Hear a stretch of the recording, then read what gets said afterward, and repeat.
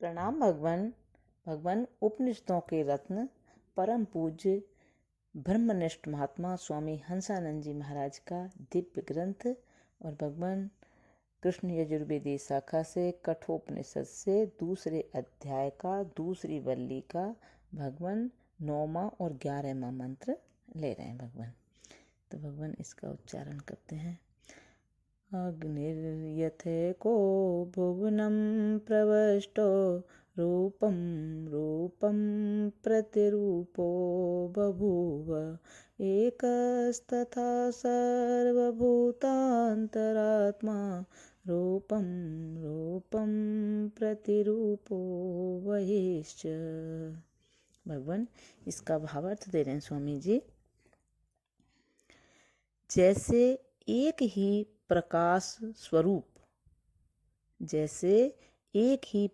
स्वरूप अग्नि संपूर्ण भुवन में प्रविष्ट होकर काष्ठ आदि भिन्न भिन्न जलने वाले पदार्थों के अनुरूप हो जाता है, वैसे ही एक ही संपूर्ण भूतों का अंतरात्मा उनके रूप के अनुरूप हो रहा है तथा आकाश के समान अपने अविकारी रूप से उनसे बाहर भी है।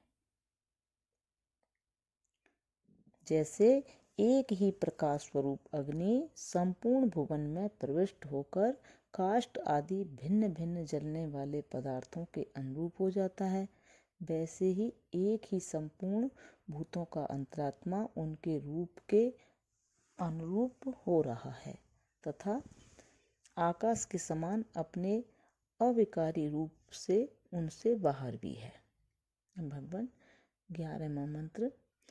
सूर्यो यथा सर्वलोकस्य चक्षुर्लिप्यते चाक्षुषे रवायदोषे एकस्तथा सर्वभूतान्तरात्मा न लेप्यते लोकदुःखेन वाय।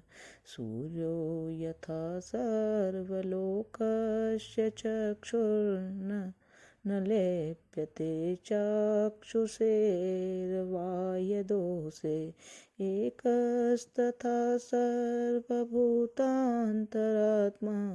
न लेप्यते लोकदुःखेन वाय। भगवान इसका भावार्थ दे रहे हैं स्वामी जी। जैसे सूर्य संपूर्ण लोक का नेत्र होकर भी आध्यात्मिक वाह्य दोष अथवा अपवित्र पदार्थ के संसर्ग के कारण होने वाले नेत्र संबंधी वाह्य दोषों से लिप्त नहीं होता, जैसे सूर्य संपूर्ण लोक का नेत्र होकर भी आध्यात्मिक वाह्य दोष अथवा अपवित्र पदार्थ के संसर्ग के कारण होने वाले नेत्र संबंधी वाह्य दोषों से लिप्त नहीं होता, वैसे ही संपूर्ण भूतों का अंतरात्मा एक ही होकर ब्रह्मजन्य संसार के दुख से लिप्त नहीं होता, किंतु रज्जु आदि जैसे ब्रह्म बुद्धि जन्य सर्प आदि अध्यास से बाहर ही रहते हैं, वैसा बाहर ही रहता है। प्रणाम भगवान।